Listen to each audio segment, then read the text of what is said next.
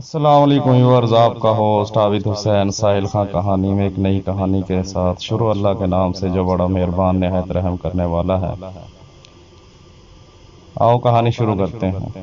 ایک بوڑھا درزی اپنے کام میں مگن تھا کہ اس کا چھوٹا بیٹا دکان میں داخل ہوا اور پرجوش آواز میں کہنے لگا، بابا بابا، میں نے اپنے درس کی ابتدائی قاعدے اچھی طرح یاد کر کے اپنے شیخ کو سنا دیے تھے۔ انہوں نے مجھے امتیازی نمبروں کے ساتھ اگلی جماعت میں شامل کر لیا ہے۔ باپ نے خوش ہو کر بیٹے کا ماتھا چوما اور مبارکباد دی تو بیٹا کہنے لگا، بابا آپ نے وعدہ کیا تھا کہ جب میں یہ قاعدے یاد کر لوں گا تو آپ مجھے زندگی گزارنے کے بہترین گن سکھائیں گے۔ بابا آج آپ اپنا پورا وعدہ کریں۔ بوڑھے درزی نے کہا، ہاں میرے بیٹے، مجھے اچھی طرح یاد ہے۔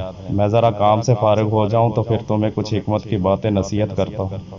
تم ایسا کرو، ذرا وہ کینچی تو مجھے پکڑانا۔ بیٹے نے باپ کو کینچی پکڑائی تو بوڑھے درزی نے کینچی کے ساتھ ایک بڑے کپڑے کو چھوٹے چھوٹے ٹکڑوں میں کاٹنا شروع کر دیا۔ کپڑا کاٹنے کے بعد کینچی کو زمین پر رکھے جوتوں میں پھینک دیا، پھر سوئی اٹھائی، اس میں دھاگا ڈالا اور ان ٹکڑوں کو ایک دوسرے کے ساتھ جوڑ کر خوبصورتی سے سینے لگا۔ ٹکڑوں کو ایک دوسرے کے ساتھ سی کر خوبصورت لباس میں بدلا اور سوئی کو سر پر بندھے امامے میں لگا کر پھر بچ جانے والے دھاگے کو جیب میں ڈال لیا۔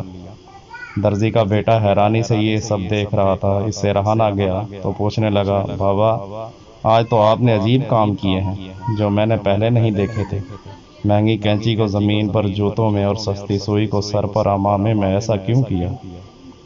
اس کا درزی باپ مسکراتے ہوئے کہنے لگا، بیٹا سنو، میرے پاس وہ بڑا کپڑا ایک خاندان کی مانند تھا جس کو کینچی نے چھوٹے چھوٹے ٹکڑوں میں بانٹ دیا تھا۔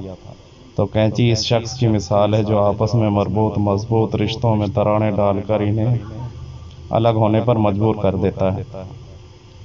سوئی کی مثال اس شخص کی ہے جو ان رشتوں کو دوبارہ ایک دوسرے کے ساتھ جوڑتا رہتا ہے، اور دھاگے کی مثال ایک مددگار کی ہے جو اگر سوئی میں نہ ہو تو وہ سی نہیں سکتی۔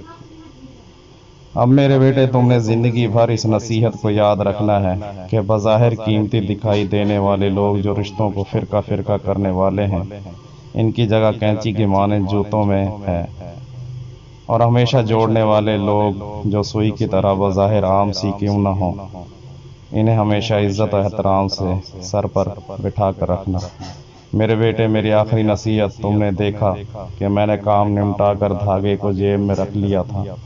اس سے مراد ہمیشہ ان بات کا خیال رکھنا ہے کہ جب بھی کوئی کام کرنے کا ارادہ ہو تو آس پاس اپنے مددگار مخلص دوست ضرور رکھنا۔